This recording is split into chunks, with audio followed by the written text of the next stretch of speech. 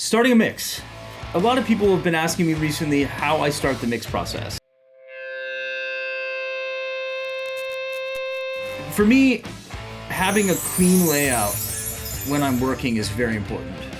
So I start the mix process by generally doing a cleanup. I have everything labeled, everything color coordinated, everything routed to my semi-mixer.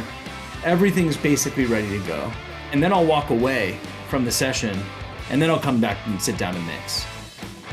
And I genuinely start by putting the levels up at basically unity and just doing a quick balance, because I don't believe that starting a mix by listening to the kick drum is doing the song justice. You gotta listen to the song before you know what needs to happen to the kick drum.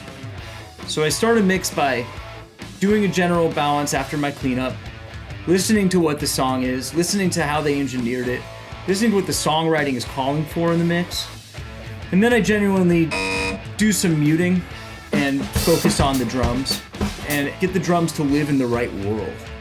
You know, you can go so many different ways when mixing.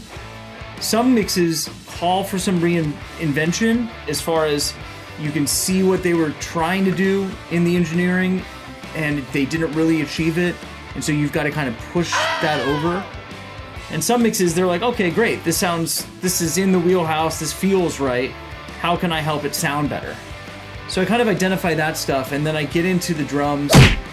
I add the bass and the vocal and make sure those things are kind of feeling right before I bring in the guitars and the strings and the keyboards or whatever else.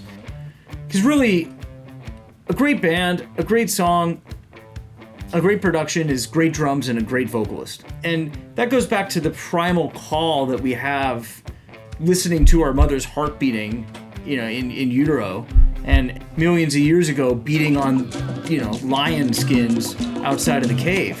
So you have to kind of follow that primal energy with the mix and make the drums really feel like they drive the song.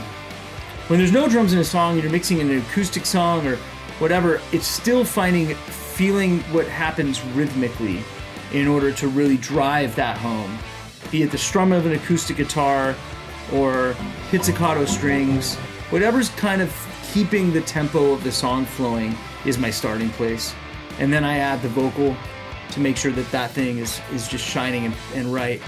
And that kind of gives it a world for me to build the mix into.